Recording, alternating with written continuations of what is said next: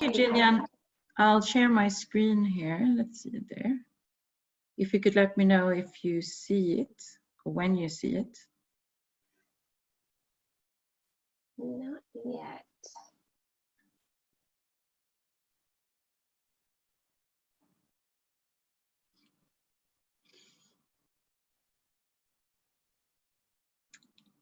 Yeah, it's at screen error sharing.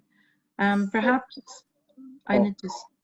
Yeah, so this is the same problem that I have, as I've mentioned before, sometimes on our work computers that it's getting blocked. So if you could maybe, Heidi, quickly send it to Arthur. He said that he would be able to share. Yes, I will do so. Sorry for the delay. Yeah, somehow the UN security is blocking certain Zoom meetings, which is, oh, I see. Okay. It's interfering with the ability to work, so it's a little bit of a problem, isn't it? Yeah. That's why I am at home.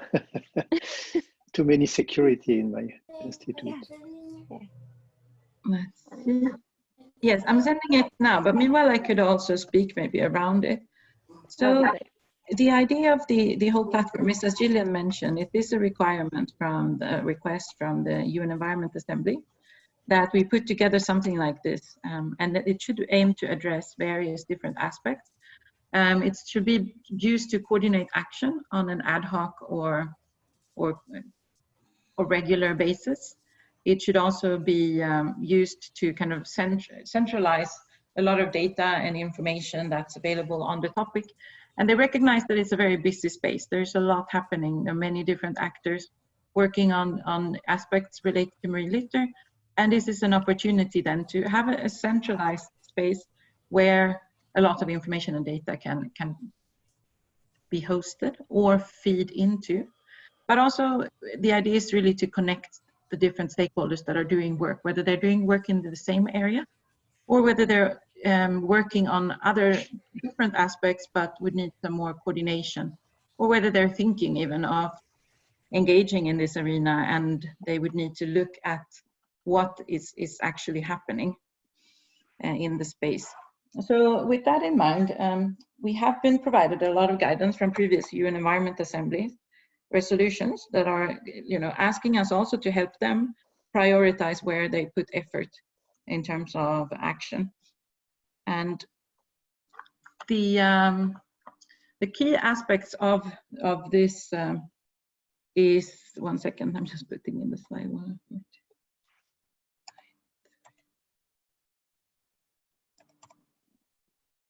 Yeah, the key aspects is not only the integration of data and information, it is the connection of stakeholders, about coordinating action, about also identifying what are needs and finding other stakeholders that may be able to match those needs. There is aspects related also to how we could use such a platform to track progress. So it should facilitate target setting. It should work towards the goal that the UN Environment Assembly set up to have almost zero waste entering the ocean. With that, there hasn't been any additional steps taken so far yet on identifying what type of steps are those and by when should this be in place.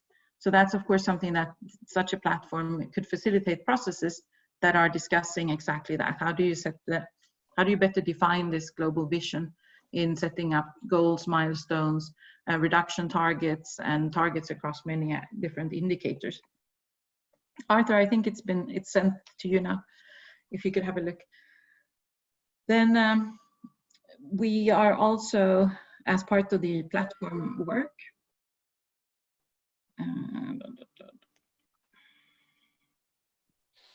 yeah, I'm downloading it, Heidi. It should be up in 30 seconds. Okay. Perfect.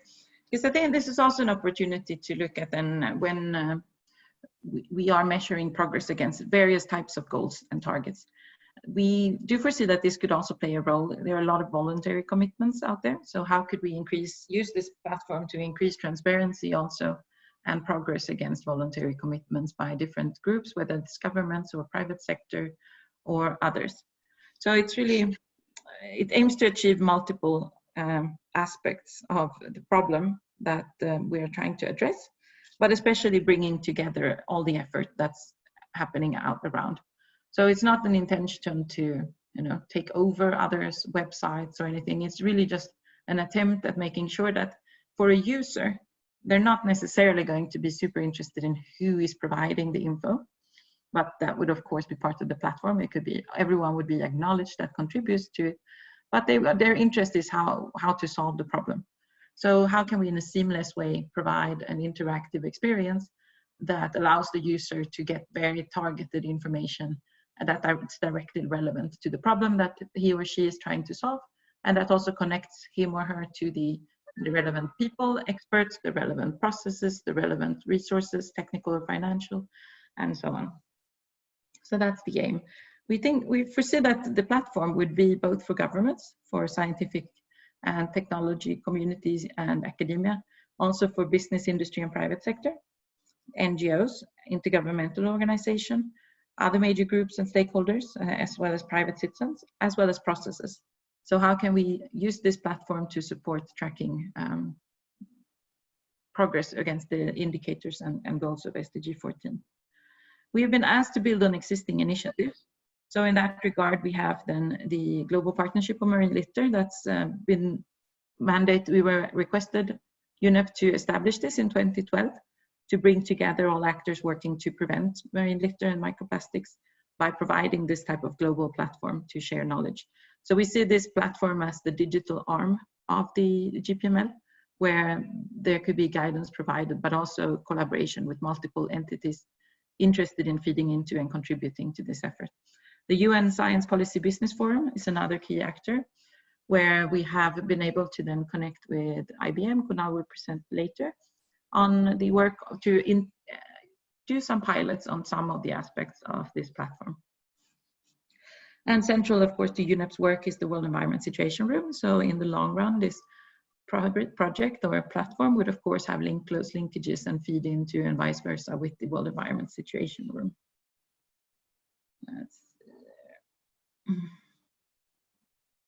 So what has been done so far? So we've had some discovery workshop in New York to kind of outline who are the key users of this type of platform, what could be done, what are their potential needs, and so on.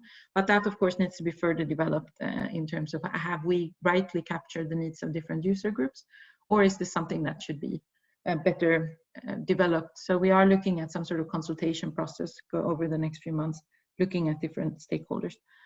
We have been kind of rolling out the ideas at the Global Town Hall in June, and also engaging, of course, with the GPMS Steering Committee. And Kunal will speak later on the data analysis pilot, but basically it's the integration of, as Vijay mentioned, integration of data related to beach litter, which is one of the indicators of the SDG. So there will be more information on that. We've also been working then with IBM on testing this development of a virtual assistant that is able to pull a lot of more information easily than the regular person would be. And we are showcasing this in a microsite, which is being finalized, to present some of the prototyping work. So this is ongoing. If we go to the next slide, please. There are also a number of other tools and resources that we as UNEP have been requested to develop as part of, for example, the ad hoc open-ended experts group work. This is a global stocktake, or stock taking of all actions and activities that are ongoing. This will be available, for example, both through an online repository of projects, but also a dashboard for stock taking, which you see here. And that will be online by Monday. We also are developing a platform or a database on environmentally sound technologies. It's at the moment hosted on the Ubuntu platform, where it's possible to also submit ideas and information there. And we've also done quite extensive inventories on what are technical and financial mechanisms and resources that are available. So these are right now, for example, in an Excel sheet, where we then looking at what is the interface needed to better connect and integrate that with different information that would be on this type of platform. A policy toolkit is another aspect that we're working on, hoping very much that we could move towards a better relationship between the use of data in informing policies. You're thinking about doing a plastic bag ban, great. Then what data do you have available? Can the platform help you identify what you know, and also kind of highlight what data would you need? Do you have information on what plastic bags you have in the environment or amounts of that, so you can measure progress of your policy further down the line. If we go to the next slide. Thank you, Arthur. And then one other key aspect is that we initiated this, no, sorry, the one before. We initiated the collaboration with the GeoBlue Planet on the white paper. And the white paper then is something that Emily will be speaking more about. So that's fine.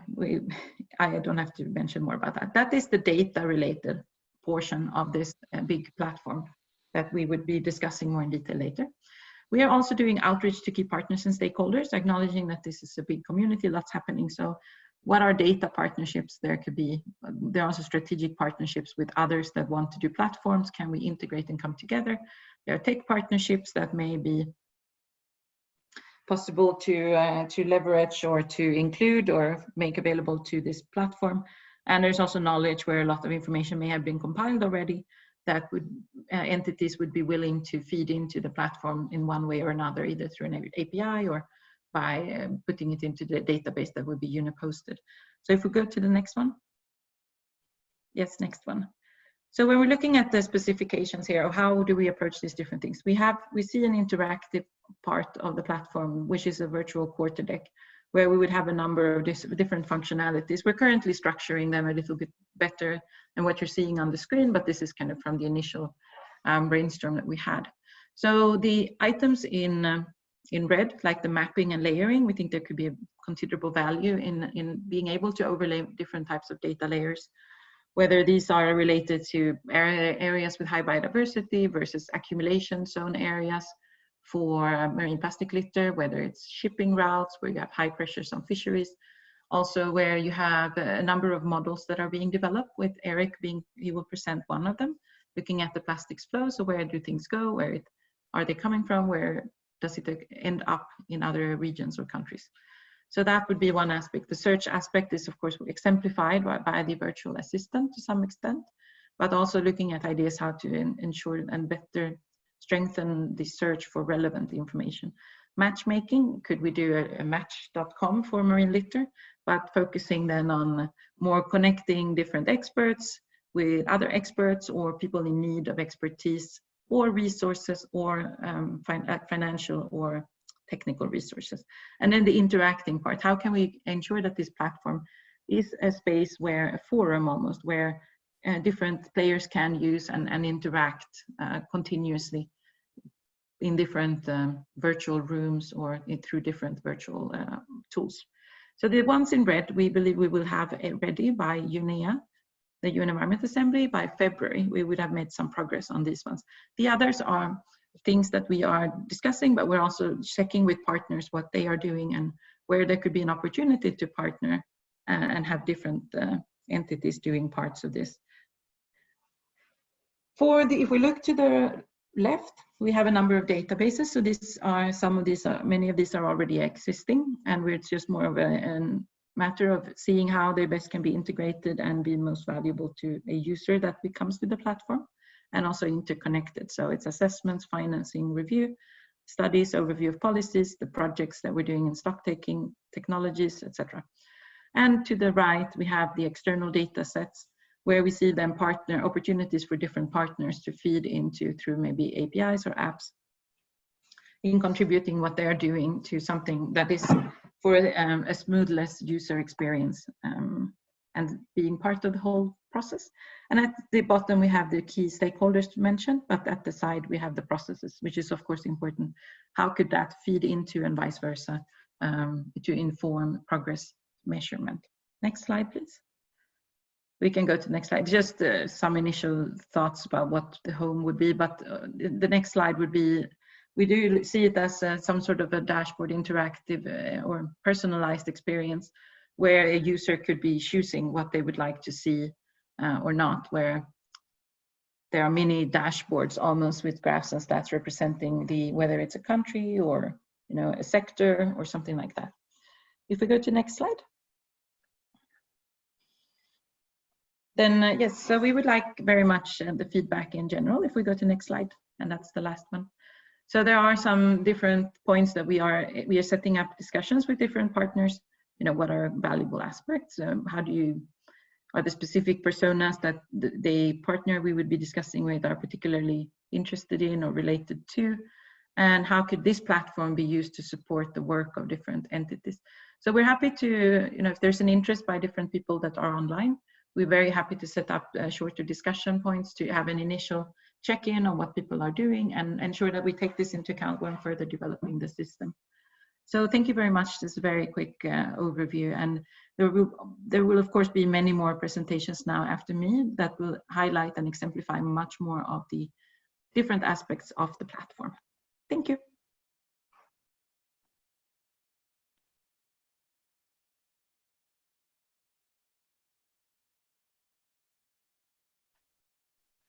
Hi, thank you. Sorry, Heidi. I'm having trouble figuring out how to turn my mic back on. So thank you, Heidi, for this overview presentation. I think that maybe what we will do is keep questions to the end because the presentations really do sort of flow together. I see that at least one person started writing a question in the chat. So we will now move on to Emily Smale. So Emily is from NOAA. However, she also is the GeoBlue Planet coordinator. And so UNEP and GeoBlue Planet, with heaps and heaps of partners, have been working on this marine litter white paper that she is now sharing. I will say it has really been a tremendous joint effort where we have had people from around the world involved in contributing their knowledge to this paper, where we've scoped out so many different sources of data, the status of them, how ready they are for uptake, and looking at sort of the potential of these different things and how they can fit together. And so as someone who was very involved in this white paper, I think everyone deserves a big round of applause for all the work that we've done. And now I will hand over to Emily to actually present this work. Thanks.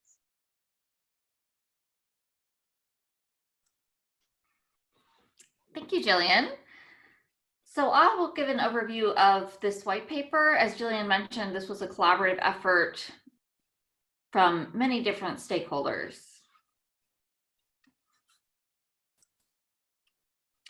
And just to start, for those of you who aren't familiar with the Group on Earth Observations, the Group on Earth Observations, GEO, is an intergovernmental partnership that has over 100 member countries and participating organizations that are working together to try to bring together the Earth observing community and to derive societal benefits. So trying to tie the information to decision making. And within GEO, they have different thematic areas that are called either initiatives or flagships, depending on the focus. And GeoBlue Planet is an initiative in GEO that focuses on ocean and coastal observations. And the mission of Blue Planet is to advance and exploit synergies among the many observational programs devoted to ocean and coastal waters, to improve engagement with stakeholders, for enhancing the timeliness, quality, and range of services delivered, and to raise awareness of the societal benefits of ocean observations. And we organize our activities around various thematic activities. And I'll note that GEO also has priorities to support 3 global policy mandates, one of them being the UN Sustainable Development Goals. And so we have been working with UN Environment to support the indicator on marine pollution. And so that includes the indicator on marine litter as well as one on eutrophication. And as a result of our discussions with UN Environment, they had asked Blue Planet to help coordinate the production of a white paper that would outline requirements for a global platform for monitoring marine litter. And so we have produced a draft of that white paper, and I put a link to the current draft in the chat. And the hope is that this paper can help further discussions on a long-term project to support a platform for marine litter data. And so in the white paper, We included some background information as well. So we have a section that gives an overview of existing and developing monitoring technologies. And in that section, we used the NOAA technology readiness levels to look at the different types of technologies and rank which ones are ready for dissemination of data in various aspects and which ones are still in research and development phases. And then we also went and did an inventory of existing marine litter databases, as well as some major published data sets. And we did put together a survey for that is still live if there are any major databases that we missed on that. We also did an overview of some of the SDG indicators, so the formal indicators for this indicator that will be used for reporting to the UN General Assembly, as well as other types of indicators that are in development or currently being used by various stakeholders. And then we also put in some summaries of some existing and developing global platforms, so data and information platforms that could potentially be leveraged in support of this, and then did an overview of what types of features would need to be included in a global platform. There also is a section that was led by Hans-Peter Plog, who's on the line. If people have questions about that, that is about digital ecosystem for the environment. So it's a thought process on how that would work for marine litter. And then we have a section on some future developments, such as the idea of using some artificial intelligence. And Kunal will give a presentation about some work related to that. So for the existing and developing monitoring technologies, we included in the paper background information about a wide variety of different techniques for monitoring litter, including citizen science and human observations, down to different types of chemical analysis of the composition of litter and plastics, looking at some of the imagery, as well as modeling efforts. And this is a summary of the topics that the marine litter databases that we've cataloged have. So we have about almost 30 databases that have been cataloged, and the primary topic of most of the databases is beach and shoreline litter, but there also are some others that are looking at marine litter and water quality and water columns, seafloor, ones that are ingested by various types of biota, as well as looking at some of the sources of marine plastic. And so this is just to highlight a few of the databases that are available. One thing I'll note is that there are some substantial efforts to catalog data. One issue that I imagine this group is aware of is that in these databases, a lot of the specific parameters and information and methods that were used to collect the data is different. And so that's been a challenge in terms of trying to do globally comparable data. But that's something else that we discussed in the white paper. In terms of indicators, we focused on indicators that address 4 questions.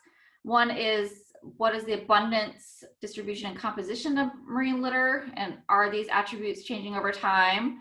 What are the sources of marine litter, and are those changing over time? What are the impacts of marine litter, and are they changing over time? And what are the principal dispersion and accumulation pathways, and what are their variabilities? And so we included a summary of some of the indicators that have been developed or are in discussion related to these areas. In terms of the formal SDG indicators, for anyone who isn't aware of that in this call, they are aggregated into different levels. One are global indicators, and that includes areas beyond national jurisdiction, plastic patches greater than 10 meters, as well as beach litter originating from national land-based sources. And then there also are national indicators and then supplementary indicators, which can be reported if countries have additional information.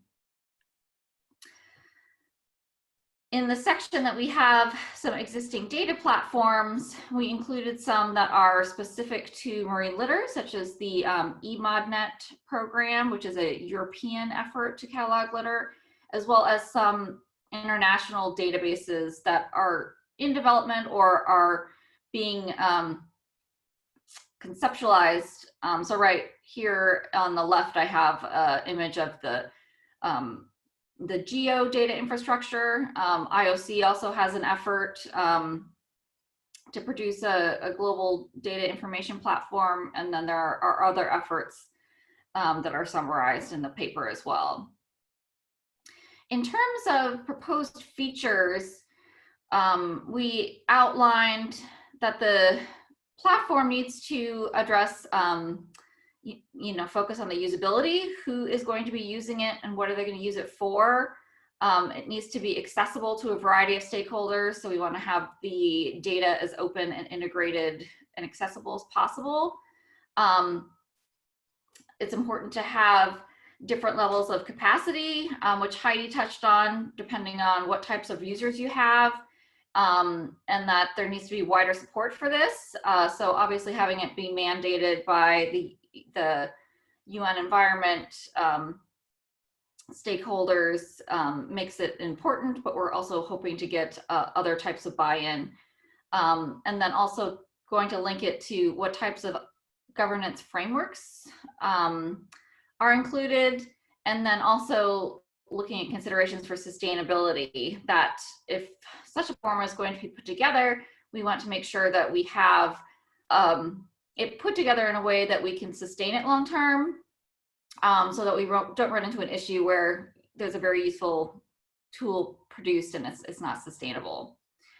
Some of the features that we summarized would be a data ingestion portal where you can pull in information from existing platforms and set up ways that people who are creating new databases can easily sync up their databases with this platform. Have standardization and interoperability, which is a big challenge, but would really help in terms of helping with the global story of where the marine litter is. Have information about knowledge resources related to marine litter, so moving beyond just straight data processing and analysis, visualization tools, and as an important aspect, it would want to be an open platform where as much as the information is freely available as possible. And this is just to summarize the concept section on a digital ecosystem for the planet, where you would be able to have different types of tools to access data and hopefully be able to integrate that information in a way, in various ways, to reach a variety of stakeholders. And the keystones for this section outlining this concept for a digital ecosystem would be to have software agents where you can collect new data in an intelligent manner, have digital agents that represent data in ways where you can extract information fairly easily, put together information about models and data processing tools, and then digital agents that would be able to represent knowledge in a way that people can understand. So moving beyond just extracting data, but helping to integrate it with other information so that you can answer a question. We also put in a section that goes through some of the future developments, such as looking at artificial intelligence for identifying marine litter from various types of imagery, and then an overview of some of the challenges. So one of these is that certainly this is something that needs to be a broad partnership. And one thing about the marine litter community is it seems that people are very open to coming together and working together. We need to work to find some sustained funding, make sure that stakeholders are aware of the benefits of sharing data openly, making sure that the data is brought to users in a way that they can use it, and that there's continuity in data so that we have a good time series and are able to compare baselines and then look at the impacts of various management techniques that have been applied in various areas. And also just, constant engagement to make sure that we can get information provided to people in a variety of manners that meets their needs. So the next steps are, we're working on finalizing the white paper, and it will be published by UN Environment. IBM is working on a pilot project to put together a platform for the citizen science data. And so we have a presentation later from Kunal from IBM, who will be talking about that. And then we also want to look at resourcing and implementation for the platform in order to figure out what are the gaps and details that we would need to flesh out in order to develop such a platform. And with that, I will stop my presentation, but if there are any further questions, I know we'll have a Q&A later and people are welcome to contact me with additional questions. Thank you, Emily, so much for the presentation. So as Emily has mentioned, we are now going to show you a few of the different people who we've been working with. So Richard, we decided, I see your hand is up, but we decided I'm going to hold all the questions till the end.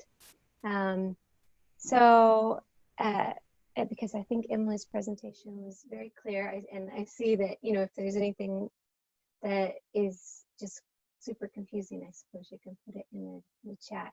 So with that, as Emily mentioned, and as Heidi and I both mentioned, we're going to sort of go into 3 different presentations that provide some examples of how we've been taking this forward. On this, these are not certainly not the only people that we are working with or hoping to work with. As Emily showed, there's a very broad scope to how this would be envisioned. But we are trying to show these as examples of where we really feel that there has been some progress. So now I'm going to hand over to Eric to present the modeling work that he's done. And Eric, just so you know, we actually also shared some information on this earlier in the week, and there were some different questions. So I would just, if the same people are on the line, they might still have some questions for you. Okay, thanks. So over to you, Eric. Okay, can you see my screen? Yes, I can see it. Okay. So I'd like to report on some of the work we've done in the past 6 months in collaboration with Xiaobao Xu and Olmo Zavala at Florida State. And that's on global marine litter, simulation of global marine litter. And what we're trying to do is to ask 2 simple questions. Is once you have marine plastic waste that is put out at sea, where does it go once it's released? And also when you find waste on the coast, on the beach, where does it come from? So the approach that we took for this is that we use a high resolution global ocean circulation model, as well as wind data, and seeded a particle based on our understanding of how mismanaged plastic waste is seeded in the ocean, and used a state-of-the-art Lagrangian tool to keep track of where the particles went, when they beached, and where they came from. So that's the background. So here what I'm going to show is a little bit the outputs. What is it that we have? So at the top, and I'll send that in the chat, we have an introductory web page and then a visualization tool where you can see here, when you reach the site, you have a little bit of description of what you can do. So this is just a short video. Now it's not live, just to give you an idea of what that does. Oops, sorry. So this should come in here. So when you go on it, what you see is you can change the dates of when you start, and you see the particles and the marine litter propagate as time goes on. You can click on each of the country, for example, in the US, and you see the waste that from the US, where did it go, where did it come from? You can click on France, you can do the same thing. You can see the percentage from each of the country. You can download each of those as a table, and you can zoom in and out. I mean, there's a lot of things that you can do with this place. And here's another example from Kenya. So we spent a lot of time to optimize this, and it should work quite well, even if you have a internet connection that is not super fast. So statistics that we generated, they're all available now on our website. You can download them as a PDF if you just want to look at them specifically, or if you want to actually use them in a database, they are available in a CSV. You can look at them in an Excel or in the native JSON format. So now let me go a little bit more details on the model itself. The biggest uncertainty in this global model is just, how do you prescribe the mismanaged plastic waste, and how do you seed it? So I can go into a little bit of the details of what it takes to generate a global database, but we decided to use the Le Breton and Andrade latest result from 2019, that they estimated that about 5.1 million tons of mismanaged waste enters the ocean. So that's from the coastal region, which is within 50 kilometers of the coastline, but you also have direct inputs from inland regions through rivers. And that's another paper by Le Breton et al. In 2017 that estimated about another 1.4 million tons of plastic waste enters the ocean through the rivers. So here is a little bit of a chart of how we seed. So each of the circles indicates the size and the magnitude of the plastic waste. And then in red is the corresponding number of particles per site. And it increases with the number of plastic waste. So 28, on the order of 28,000 particles is what we see every month. And that's for the coastal region input. You can do the same thing for the rivers, and you can see where in the world, which one are the biggest sources of plastic waste. So, as I said, in each experiment, we release every month about 32,000 particles, 28,000 for the coastal inputs directly, and then an additional 3,000 for inputs via rivers. And that's a total of 6.4 megatons of marine plastic waste. So once they are released in the ocean, we used a high-resolution, high-com reanalysis to advect. So the resolution is on the order of about 6 kilometers at mid-latitude. And that's the ocean current that takes into account Ekman. And then we add also a windage effect, which from the literature, in the case of surface litter, it's considered to be 1% of the wind speed is a good approximation for the impact of the wind. That can be refined, but that's what seems to be the consensus for marine litter. And we use the wind from the latest GRA 55 reanalysis. So each month for 10 years, from 2010 to 2019, we release plastic, and then we look at the 10-year accumulation of plastic waste in the ocean in that numerical model. So the big thing is just, after, on average, after 10 years, how much of the marine litter remains in the ocean and how much ends up on the beach. And so most of the beaching takes place because of the wind.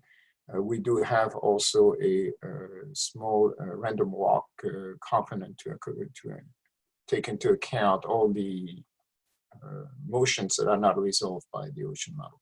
So about 3/4 of the waste that enters end up in the beach somewhere, and about 1/4 remain offshore. So the biggest challenge is, how do we compare our results to the observations? And here is the accumulation after 10 years, and with the red box showing the Great Garbage Patch in the Pacific. So the overall distribution of accumulation in the Pacific, in the center of the gyre, the Atlantic, South Atlantic, and also, as you can see, a fair amount in Asia there. So so on the right, what you see, we don't have a lot of observations. So this is the observations from Le Breton et al. And it includes all kinds of sizes of plastic. In our case, the marine litter we do not distinguish between the various sizes of plastic. And this is the accumulation that we have in the numerical model. And at least the magnitude and some of the distributions are, that's for the red box, are in agreement, but that's only if we assume that that a 5-year decay in plastic, because plastic there's a life cycle in the plastic. Without decay, the marine plastic weight in that would reach 1.4 megatons, which would be much higher than what has been at least currently observed in things. So if you look at the accumulation over time, you start from 0 in 2010, and you see that if you keep putting marine litter and you don't remove it somehow, it's going to keep on increasing, and it's exponentially increasing and everything. That's not something that I think has been observed, but we don't have a lot of information on the rate of accumulation in the patch. But if you take a 5-year decay timescale, meaning that you have about 40% left after 5 years and only 10% after 10 years, you start to reach more or less kind of a slow increase in it. So this is just a guess, but it's a question that we would like to address. It does not affect our results because our results are only percentage. But if we want to also look at the quantity of marine plastic that is landing on the beach in addition to their provenance or their origin, that's something that we need to look. So here's just a little bit of an example. What we provide in the tables. This is an example for Kenya. The percentage of marine plastic waste still in the ocean versus beach after 10 years. It's about 40% for all the ones that started from Kenya. The one that are beach, and that it shows where they end up, that you about 60% were beach elsewhere, mostly in the Indian Ocean, but that can go further out. And then all the sources of the beach marine plastic waste in Kenya can come as far as Australia or in a few cases from South America. So it's a very complex web of pathways that one can look, and all those things are represented in tables. So in summary, as most of you expected, the transport of marine and waste, it's a very complex web of country-to-country connectivity. We generate statistics, and those, and the model can be refined. We did not distinguish between litter size or plastic life cycle, and we can also add more physical processes. And what's important to have is we have one study that Jillian initiated back in the summer of 2019, where they identified the origin of all the plastic bottles that were found in Kenya for about a week. And we found a good agreement between the model and that exercise, but that was very short-lived. And if there is any way for us to be able to identify and validate the model further, that would be great. So I'll stop here.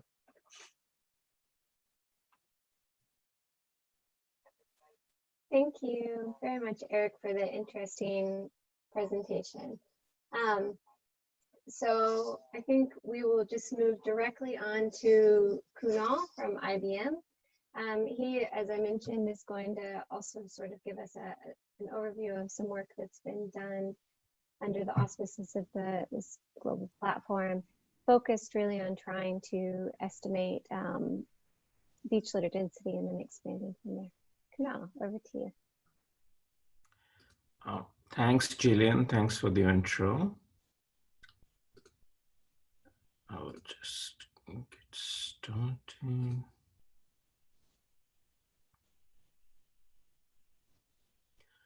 So our IBM team has worked with Jillian and Wilson Center earlier in the summer for coming up with the platform that all the stakeholders can use in order to find the details about the various data sets that have been gathered for marine litter density.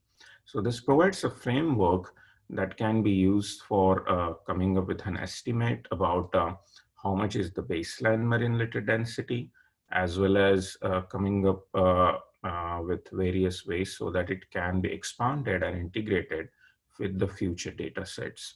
So we started by trying to address SDG 1411, which tries to establish marine litter density and some of the challenges associated with it. So the key challenge that we tried to start with was the fragmented origins of the data sets. So there could be places that are sampled way too frequently, while other places very rarely, while as some other places which may not have any data or hardly any data. And most of the data that is available is not conducted by scientific sampling surveys, but through opportunistic data collection mechanism, like various apps that collect using a volunteer effort. So based on this particular kind of data set, the challenge was how can we come up with the established marine litter density that can be helping us to guide our progress going forward. So when we look at the data, it had a couple of biases that we have to account for before we can have a model that estimates the baseline density. The key thing is a temporal bias, is that what it simply means is that when I go to a beach and some volunteer do a cleanup today, and then they can go to maybe next month, or they may go after 3 months, or maybe next year. And what I found in my second visit is dependent on what I found in previous visit. So there is a time dependency, or in statistical term, conditional data set that exists when I'm talking about a marine litter collection. So accounting for temporal bias was the key requirement before we come up with a litter density estimate. The second was, of course, the spatial bias. Like how do we, some places being oversampled because they may be highly frequented, while others are not. So accounting for those sampling spatiality, it was the second thing we tried to take into account. And third was, of course, the blind spot is something that I think Eric was trying to address is how much of the marine litter, how much of the beach litter originates from that we lose to the sea and how much we find. So even if we go and do the cleanup, we are not really actually finding all the marine litter, but because some part of it is washed away to the sea. So trying to address those, we came up with this pipeline for establishing the marine litter density.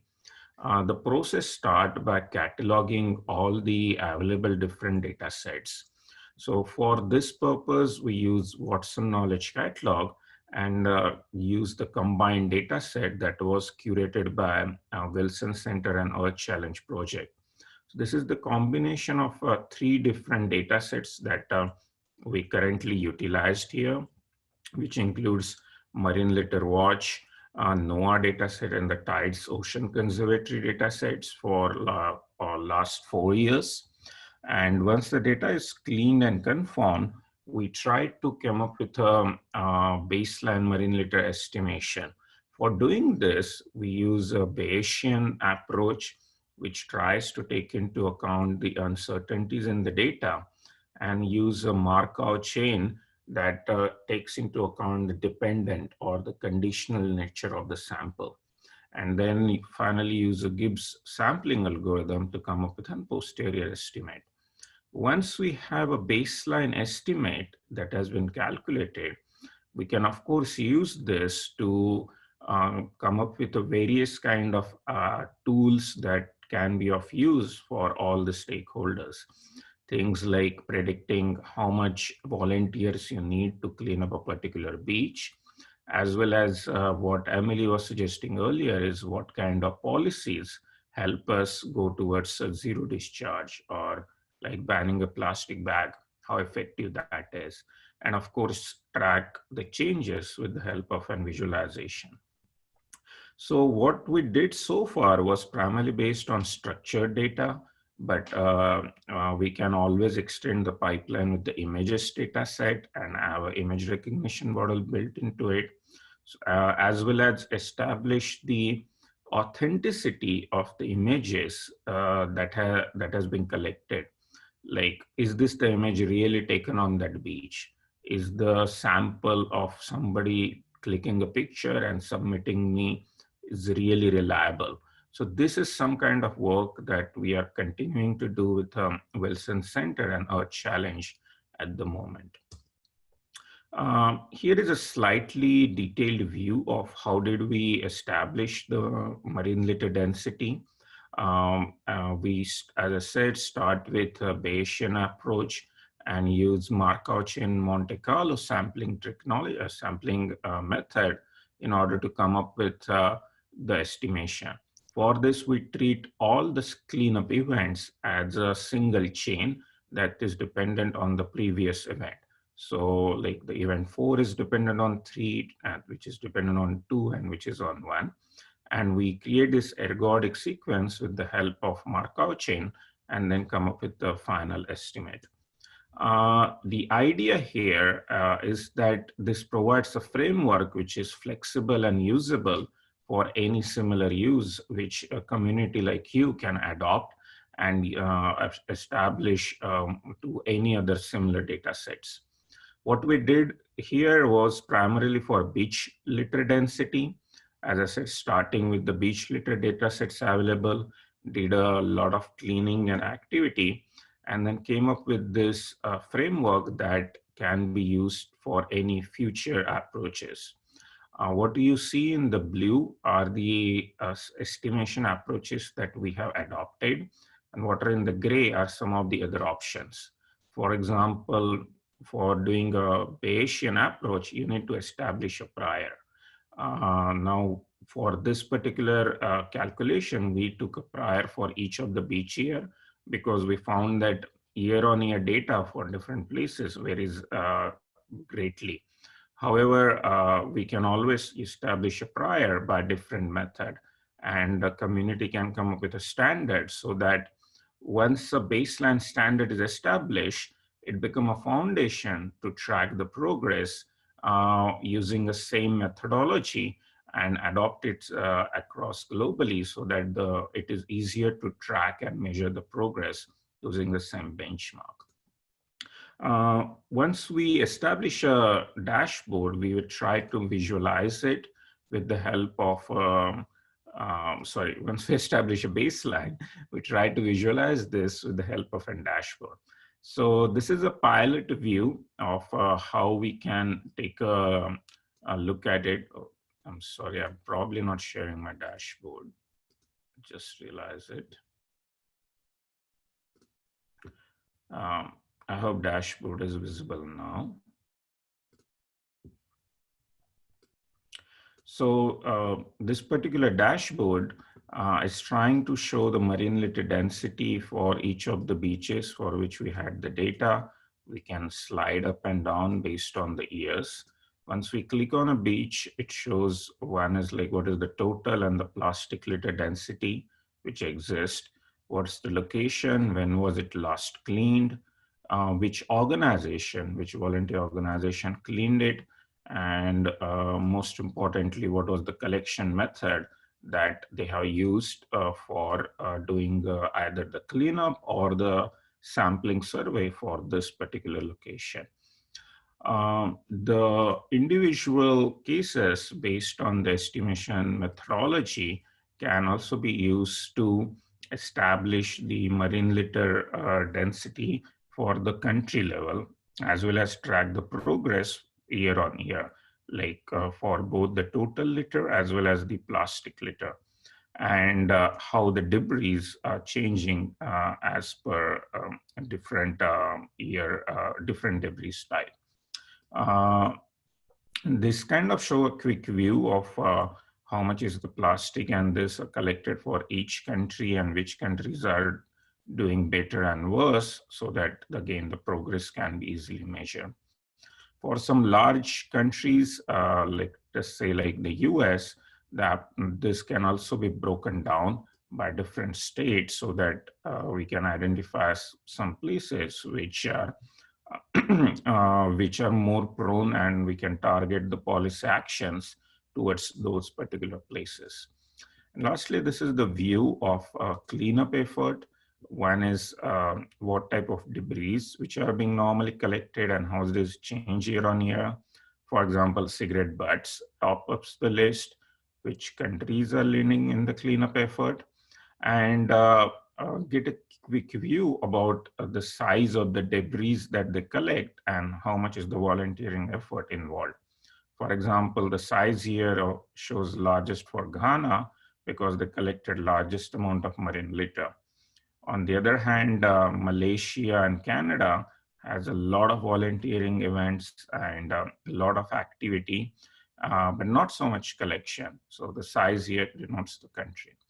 And as I said, this particular estimation model then becomes the input for a more actionable insight, like how many volunteers you need to clean up this much amount of litter. So for example, in Jamaica, we currently probably only had 100 volunteers. We probably need this many, and we can also target which particular organization, like this is one which is active at this particular beach, so that the effort can be more coordinated. So that's the brief about what the pilot work we have done so far with the Jillian and team with UNEP. And I would be happy to answer any questions around this. Thank you. Thank you very much, Kunal, for the presentation. And as was mentioned, Kunal was showing the compilation of different citizen science data sets that went into this model. But as you probably also noticed on the maps that he was showing, there are still areas that cannot be estimated due to not having enough of this type of data. And certainly the data could be strengthened. And so with that, I'm going to hand over to Ann Bowser, who's going to talk to you about how the underlying data that was shown in Kunal's model was pulled together, and also sort of what the thinking around building this citizen science data collection up is. Hi, good morning, everyone, and thank you for the introduction, Jillian. Figuring out Zoom, let's see.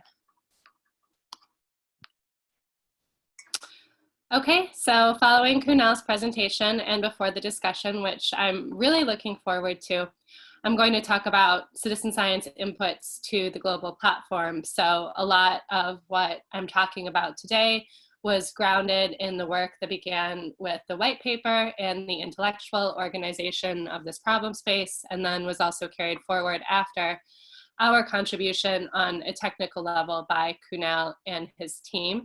And we hope that this work will contribute to the global platform in the longer term, as Heidi articulated in the first presentation.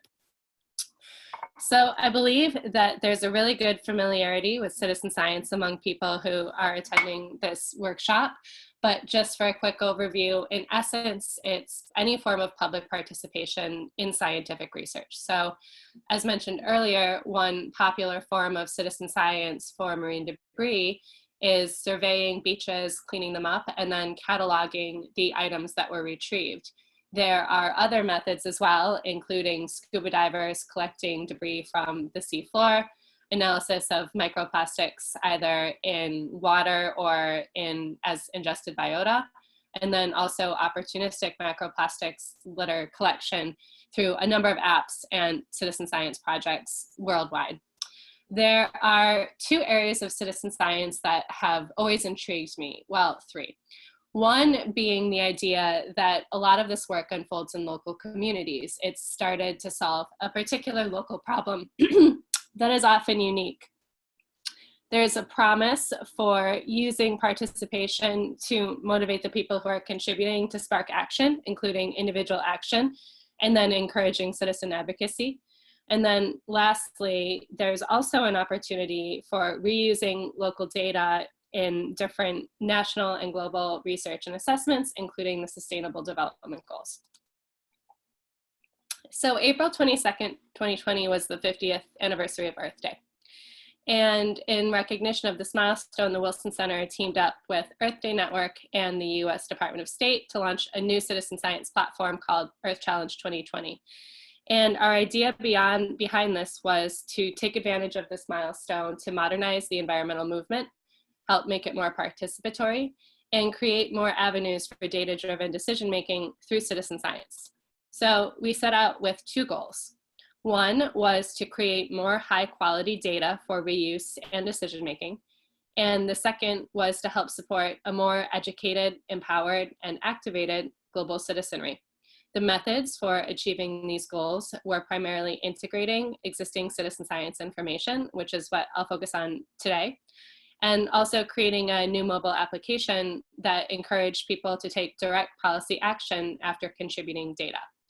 In 2018, we knew that we wanted to focus on environmental and human health, so the Wilson Center and partners launched a global crowdsourcing call, asking people to help narrow this down by telling us what are the most important questions in human and environmental health.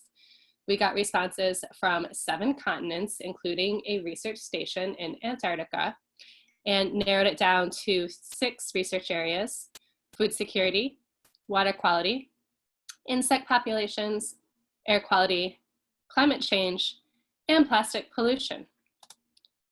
So our second sort of level of refining these very broad categories was to look at the Sustainable Development Goals to see if there were opportunities for guiding either the data integration work or data collection. So of course, for plastics pollution, there's 14.1.1, level 1 being measured by beach litter originating from national land-based sources. And to support our data integration work in pursuit of achieving better measuring progress against this indicator, we found data from 3 citizen science projects with relatively complementary methodologies, meaning that they're all surveying beaches and cataloging items. And these were NOAA's Marine Debris Monitoring and Assessment Project Accumulation Report, TIDES, which is hosted by an NGO, Ocean Conservancy, and then in Europe, Marine Litter Watch, which is sponsored by the European Environment Agency. So bringing these data together wasn't an easy task. We're aware that there are other data aggregators out there, but we think we have a couple of added values that we bring to this ecosystem. One, if you look at the center, because we have 6 research areas, we're initially focusing on insects for biodiversity, but we hope to expand the scope to include other types of biodiversity data later. which is important for being able to bring in new data to look at interdependencies between, for example, environmental and different types of animal health. And then also, in addition to aggregating the data, we're trying to make it interoperable. So this is the cycle that we go through. For plastics, the main challenge was the second, create a common data schema for shared parameters. So even within the 3 citizen science projects that we looked at, some would classify a plastic cup as a hard plastic cup or a foam cup. Some would call it a plastic cup, or some would call it a cup, bowl, or spoon. So those sorts of controlled vocabularies needed to be standardized, and we were really lucky that CSIRO, which is a premier science agency in Australia, had already done some really important foundational work coming up with a common taxonomy for marine debris that we were able to build on. And that's the point that we were able to get the data to when IBM took it and also worked with it. Another important stage in this cycle is this find the missing metadata box. And this is a slide that was initially intended for technical audiences.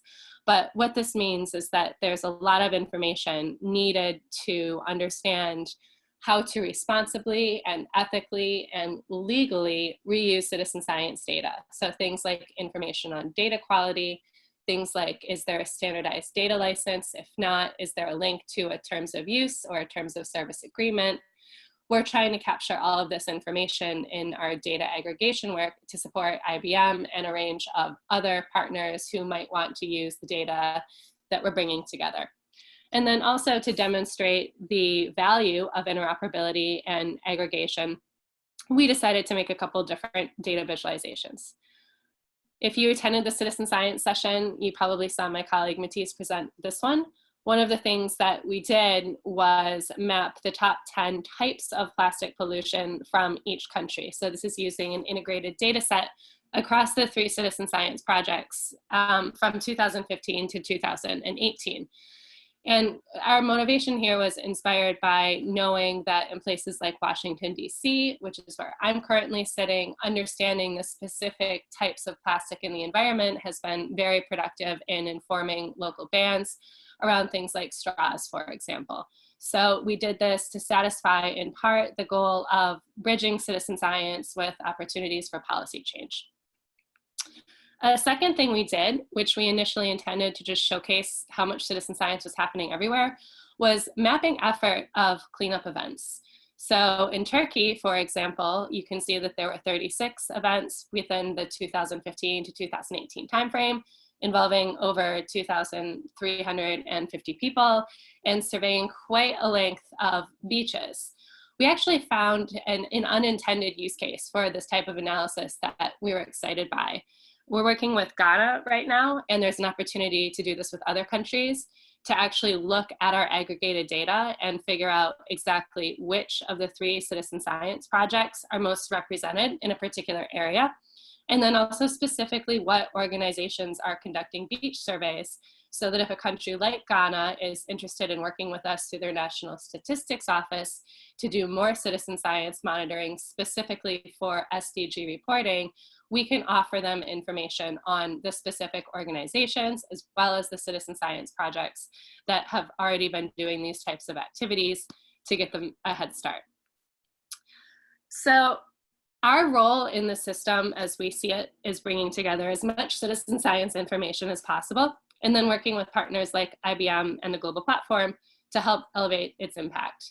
So we're aware that there are many other citizen science projects for plastic pollution out there, and our next steps involve identifying a subset of these with similar methodologies and beginning to bring their data into the system as well to continue to support all of the work that needs to be done in this area.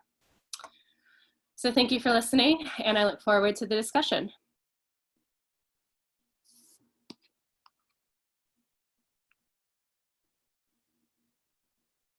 Okay, thank you very much for the presentation, Anne. So I think what I would like to do now, there's a lot of different comments in the chat, but I think I don't really want to read them out. So I will just call on people who have made comments in the chat to share their own question, and then we can sort of have a discussion this way. So the first comment in the chat actually was from Thomas Nass, and he was originally commenting to Heidi, but I'll just hand over to him in case he wants to raise his questions or any other questions.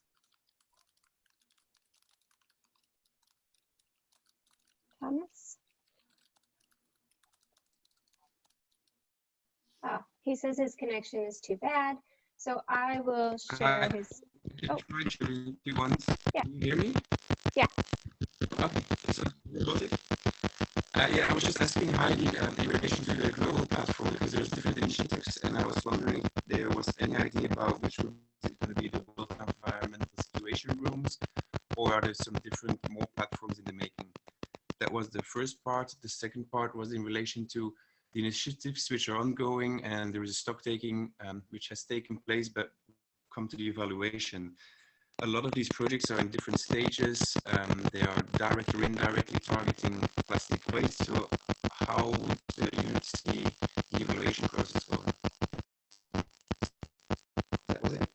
Thank you. Your connection is bad. But I'll hand over to Heidi to talk about how this platform is being developed and how it relates to other, platform initiatives.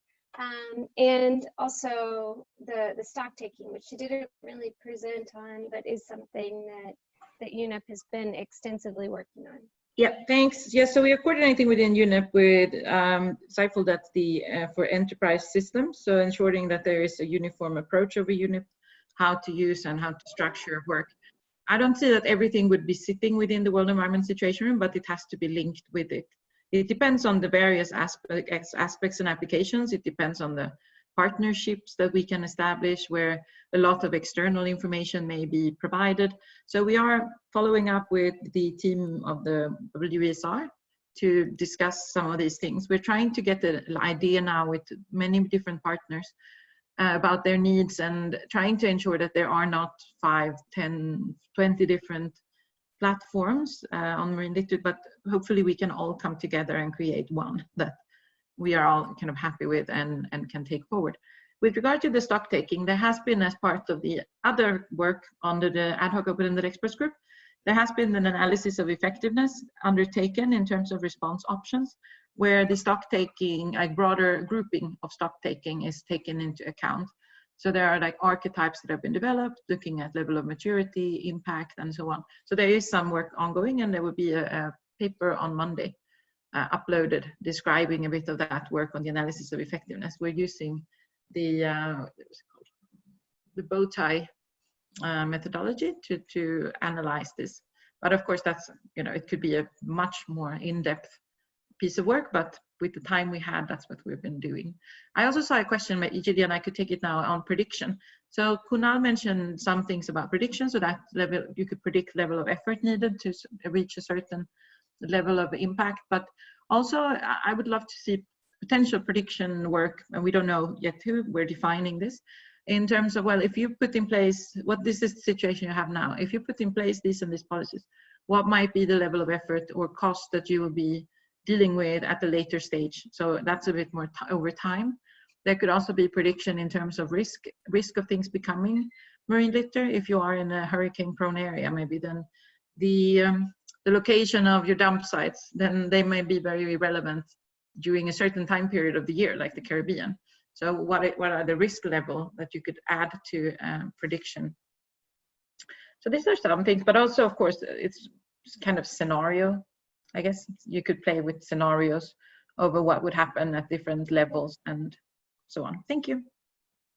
Thank you, Heidi. Yes, I think we were using this sort of blanket term prediction, but it could be a lot of different things, because we were also talking about different sort of, trying to understand the impacts of different policies, just different sorts of models we were throwing all into this predictions bucket. Okay, so Renee had some interesting points on how readiness is being assessed, and maybe how we should be looking at readiness in the white paper.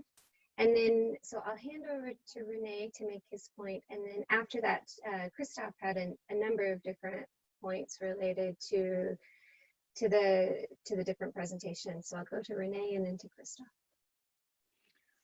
Yes, I was addressing the this concept of technical readiness level when Emily was mentioning the NOAA one, which is, by the way, the NASA one, and I showed on a link that the definition in Wikipedia refers to the NASA one.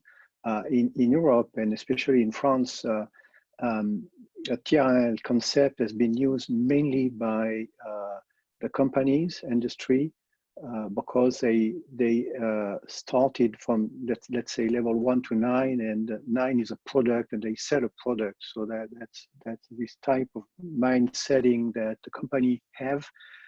Nevertheless, the whole concept from 1 to 9, you can possibly change the end. You don't have to sell something, but that was never accepted by the academic community. So whenever I was talking about TRL, everyone was looking at me with big eyes saying, what is he talking about? But we saw that at the European level, especially in European projects, and starting in 2015 or so, the so-called Horizon Europe project, the people proposing projects were asked to also set some kind of TRL level for what they were developing, and I thought it was very upstream science, and but which is fine, but always the idea was to say, okay, this is upstream science, but in the end we will do that and that.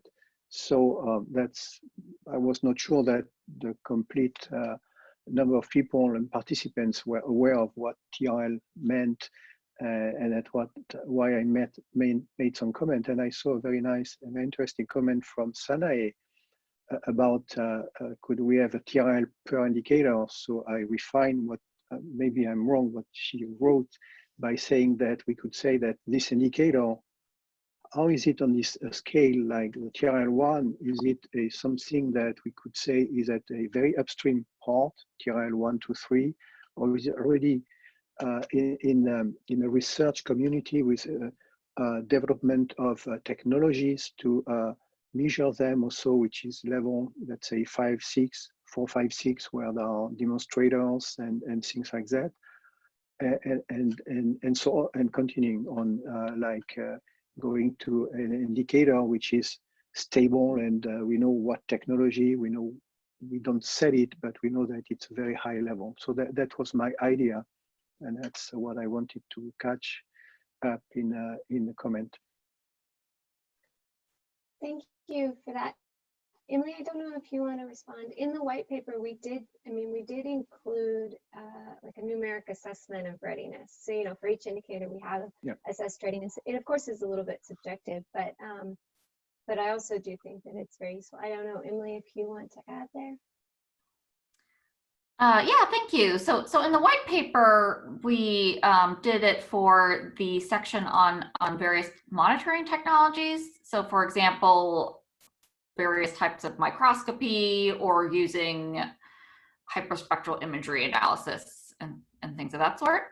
But I think that was an interesting point from Sane, that we could also apply this to some of the more direct indicators that are using some of these methods, and look at it that way. So that's something else that we could do. Thank you. Okay, so Christoph, I know you had a number of different comments in the chat. Maybe if you would like to sort of highlight some of your thoughts and direct questions to the relevant people.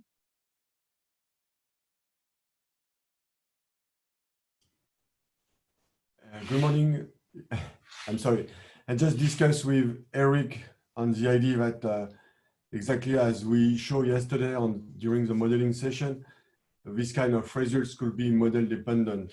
And as you can see on the response from Eric, we need to make more efforts about the sensitivity of our modeling experimentation, especially because we have some uncertainty in terms of forcing, but also in terms of the models. And I think also in terms of additional physics, it has been shown in many studies that now, like for example, you have to take into account the Stokes drift in the long-term drift of your mini object in the ocean.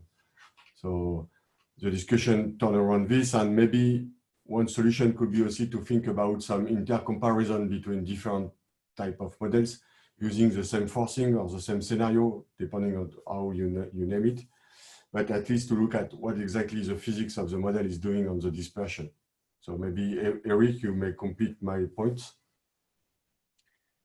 Yes, I mean, you're right. I mean, we don't know, but I also feel there are so many uncertainties that we, regarding the sources, the life cycle, how does the plastic or the marine litter breaks down, how does it, the windage, the impact of wind on, it's going to be quite different if you have a bottle that is floating on the surface versus the nets that are deep into the ocean. So I think having a discussion in a framework that could identify all the uncertainties. I mean, sure, dispersion is one, Stokes drift and things. The fact that the numerical models are fairly coarse by compared to the size of marine litter is another one. So regrouping all the modelers, as well as, if possible, trying to design a life cycle to see, if you have a big net or a bottle, how long does it take to break apart, and how is it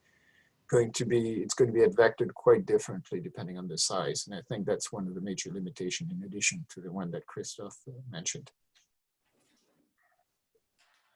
Thank you for that. I think in English, we have this saying, don't let the perfect be the enemy of the good. And I think that right now, this is the situation that we're in, is we know that there are some gaps in some of the work that we're trying to do, but we want to have something that we can share, we can get the discussion going, we can already make things available with caveats, so that we are able to, have something, as opposed to waiting until we've answered all these questions, which ends up meaning that we have nothing.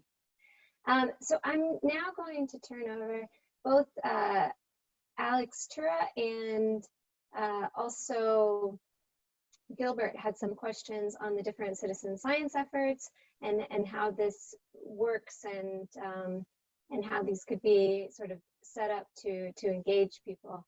So I think we can go to both of them and then hear the response from Anne and maybe Kunal also. So Alex?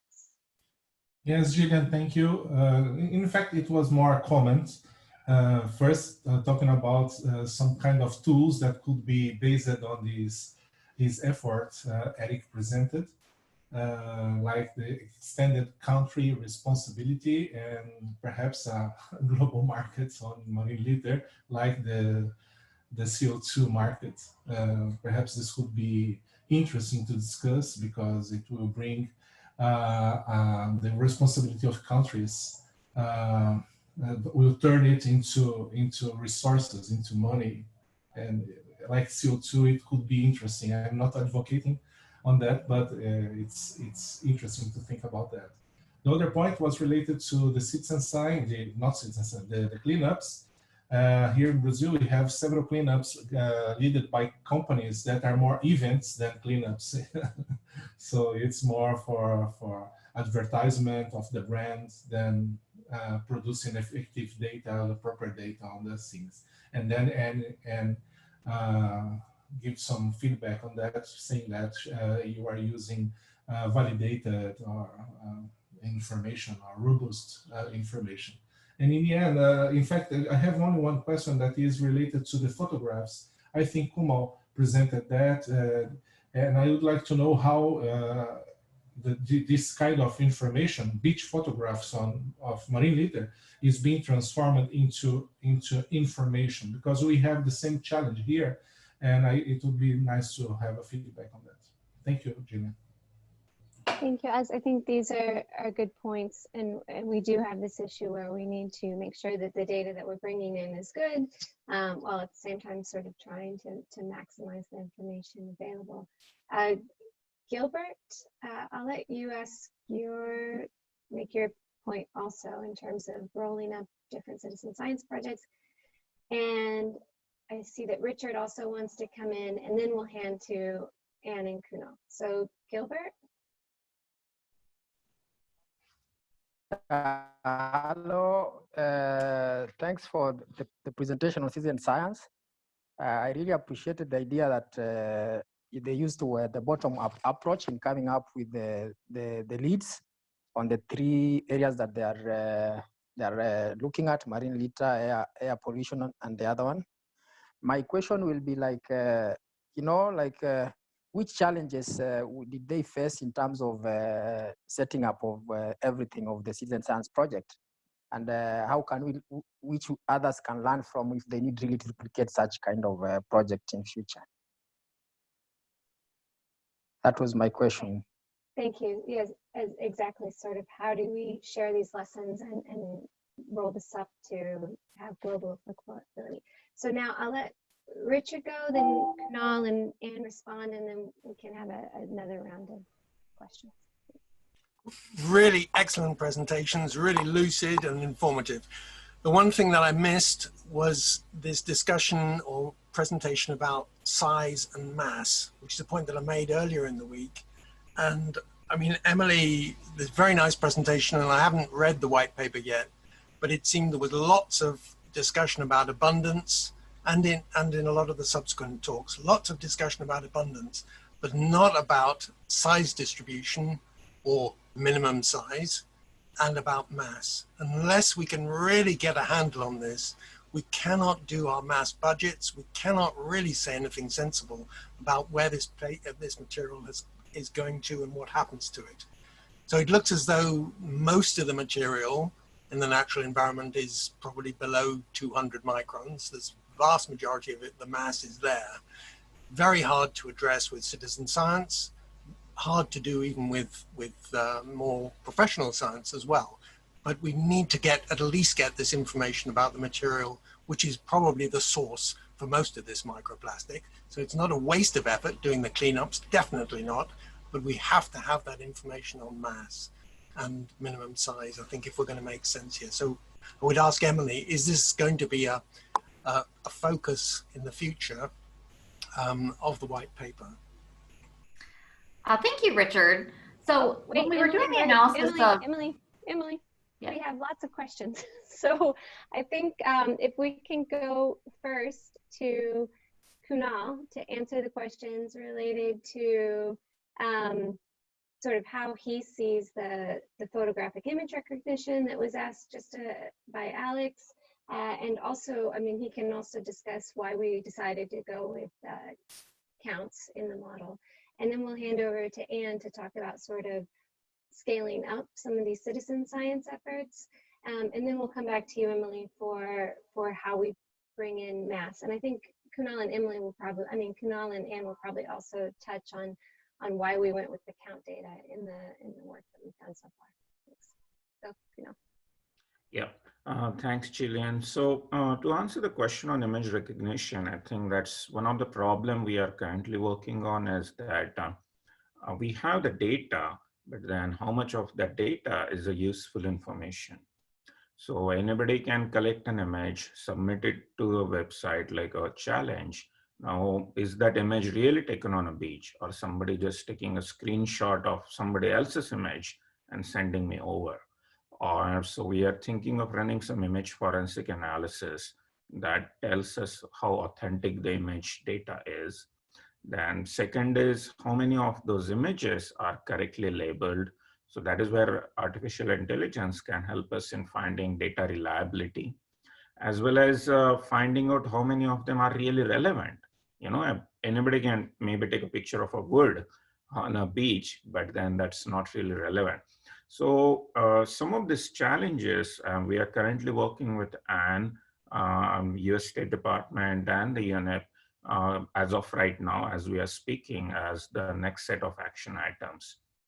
That not just we have an image recognition system in place, but also the system that deals with which are the images data is good that I can use for my scientific analysis, and what is the reliability score, so as to, I mean, how much confidence I can have in such a model. So that's the first question. The second part is like, why did we go with the count rather than with the mass? So this was pretty much, I think, and Anne and Gillian can probably add more here, but this was more about how the data set was available, which we currently worked with.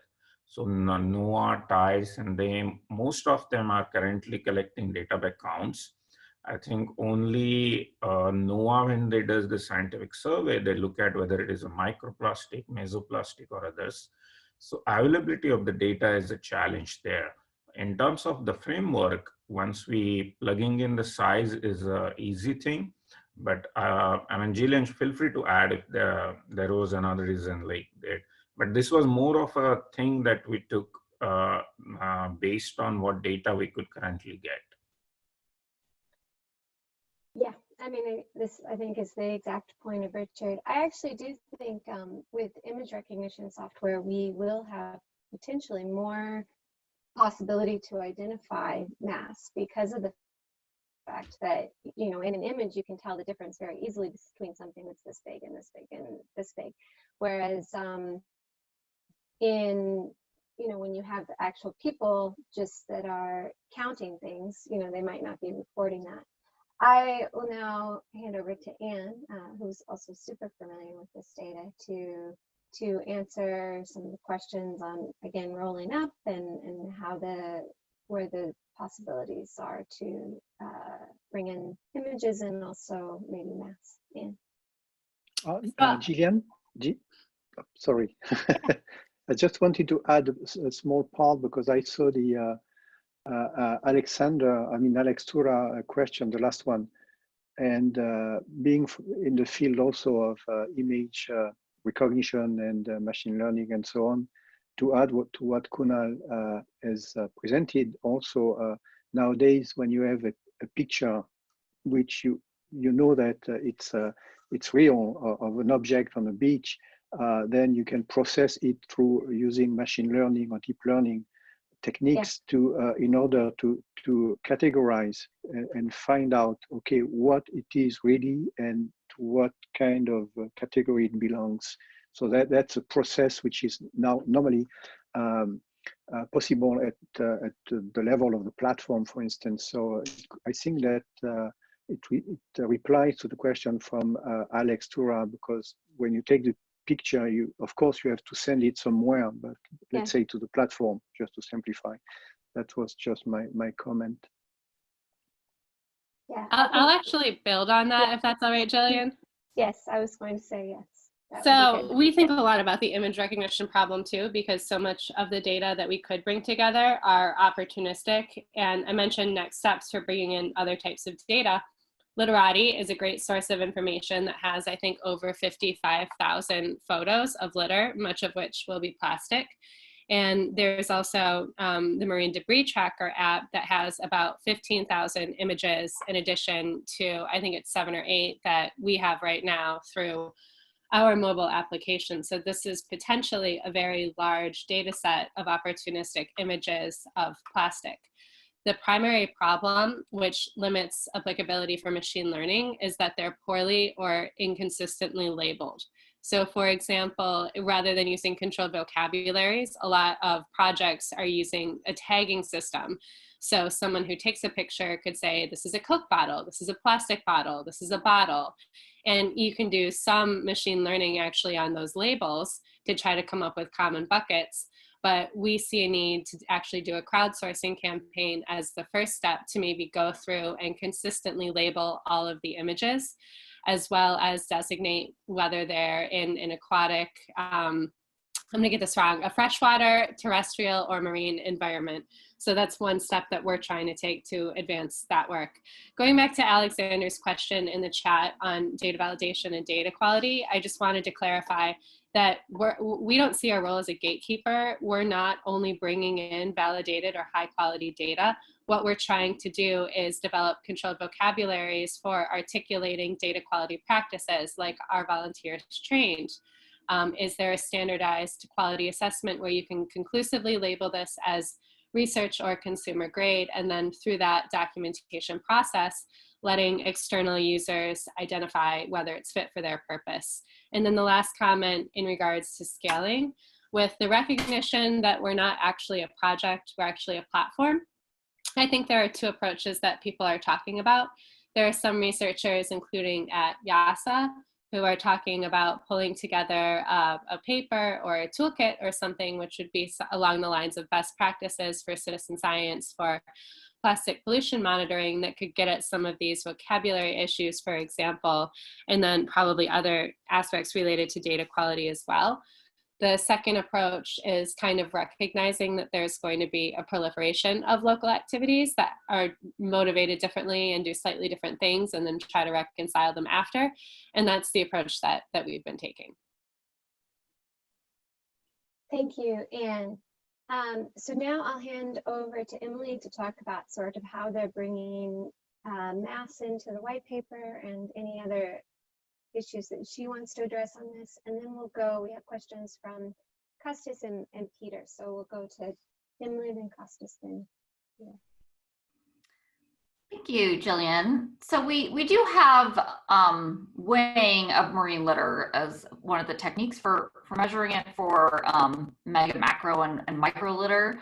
Well, one of the issues is that groups who have done that, and so if you look at some of the publications as well as some of the databases, there are some groups who will be very careful about removing sand and drying out everything and doing a dry weight, whereas other groups will just weigh everything as they collected it off the beach. And even for the microplastics, there are some research who are treating it to remove any bacteria that is coating the microplastics. And they've even found that sometimes if you're doing sorting of microplastics based on buoyancy, that some of them, will sink more if they're coated in bacteria and things like that. So that's one of the issues that we're looking at, is that it needs to be done in standardized ways so that you know that you're having an accurate comparison. But I don't think that the recommendation was that wasn't a helpful indicator. It was just that there needs to be more standardization so that you're making sure that you're having intercomparable results. But I do think that there are also, as was mentioned in the chat, some of these technologies about using automated calculations to estimate known values of items such as a plastic bottle or things like that can also be helpful. But we just as a community need to work on producing some standards and making sure that what is being used is intercomparable. Thank you. Okay, Costas.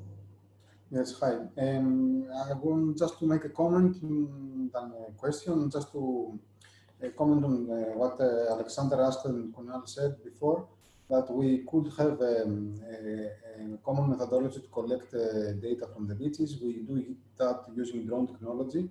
This is a standardized method. We can stick on a protocol of collecting data, and then we can use that type of data in order to calculate the coverage area of the plastics, and then make classification and transfer to OMS. So this can be done in specific places around the globe. I think that we do have a small community that we can work with and provide such type of data for the global monitoring. Also, this type of data will be very useful for using them for the models, just to verify the models and to see any uncertainties that those models have. So I think the collection of the data from the beaches are very important, and we should standardize a method in order to collect such a data set, and then put it on a system where everybody can go and take those data and make algorithms for the calculations of the volume. Thank you. I think this is a good point. And Peter, I see that you also have some comments on a methodology that you've been working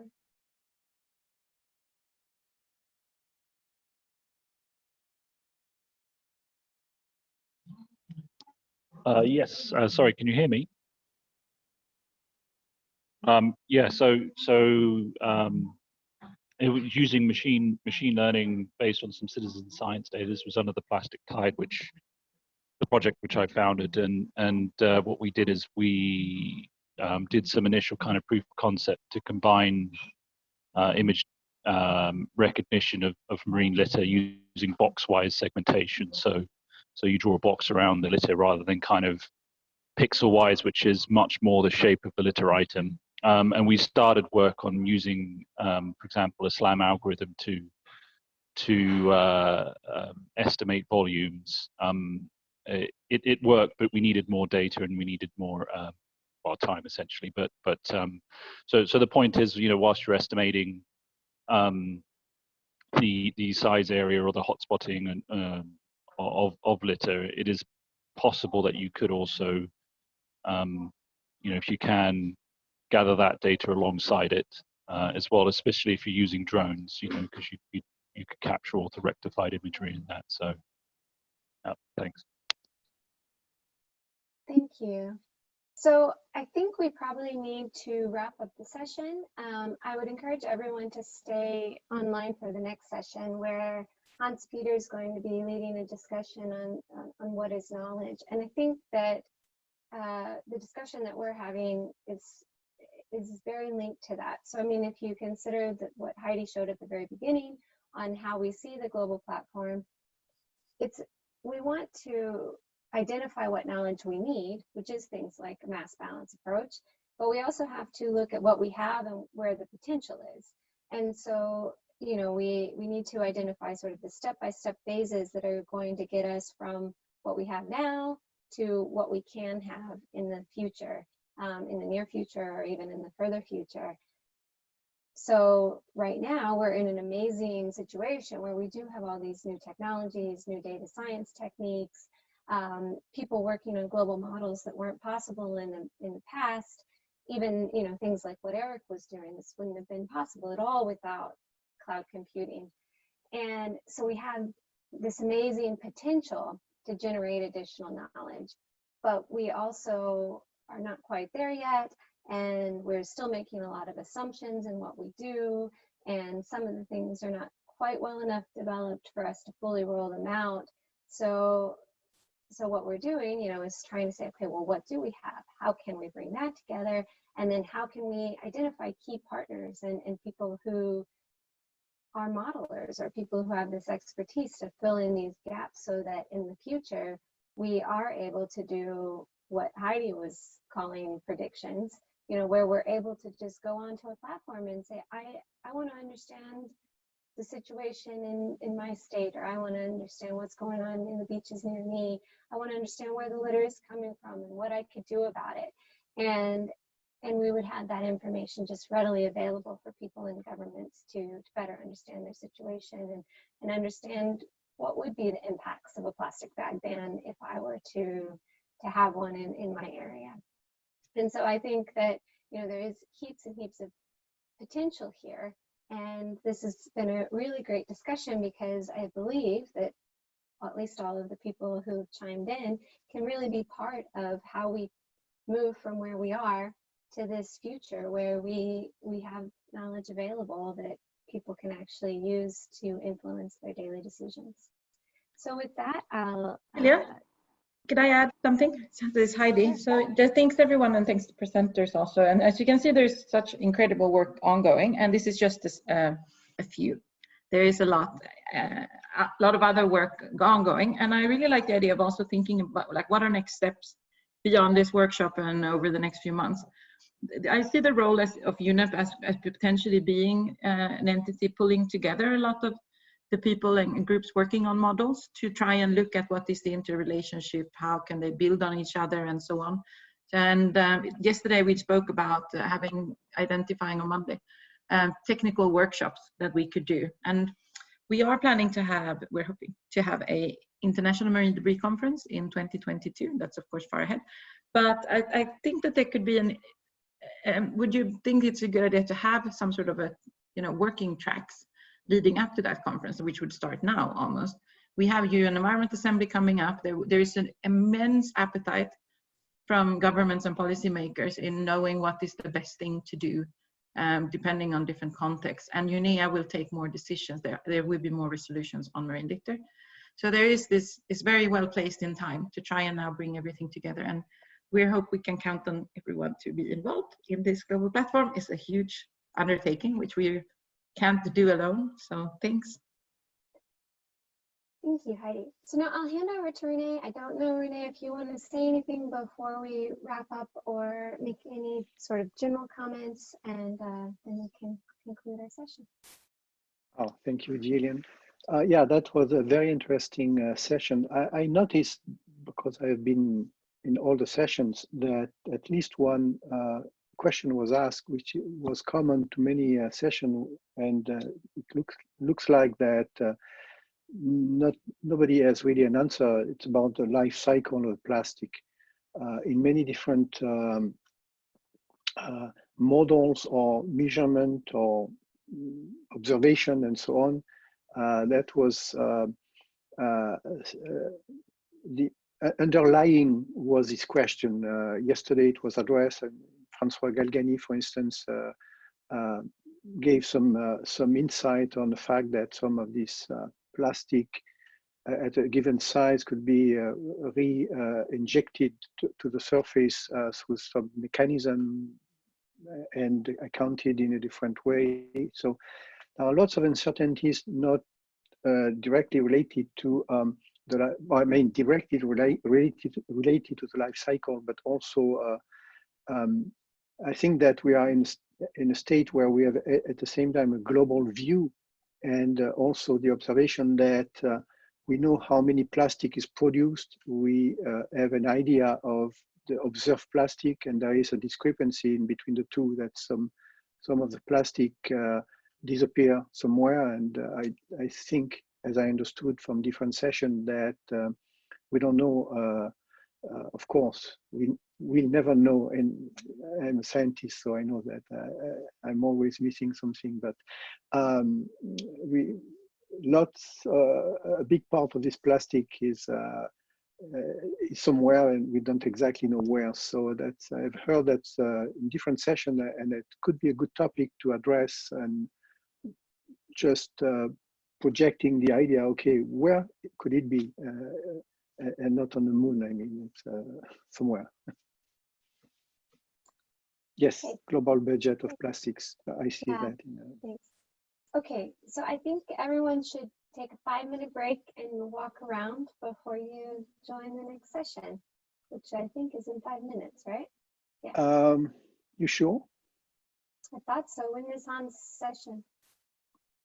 Okay, let me check. 1 hour. I think it's in an hour from now. Oh, it's in an hour from now. Okay. Yeah, you know, right. It's Somehow I looked at the time wrong, and I thought that he was starting immediately after us. No. Everyone has an actual hour then, which is much better than 5 minutes. Okay. Because we are talking in UTC and CET and EST and whatever, so sometimes it's a kind of fuzzy, but it's an hour. Yes, it's a bit tricky sometimes. I'm struggling a little bit with the different times all the time. All right. Me too. So I'll talk to you all in an hour. Okay. An hour. Bye. Okay. Thanks, and great job, Gillian. Have a good break, and thank you to all. Yes. Thanks so everyone. Thanks everyone. Bye. Thank you, Julian.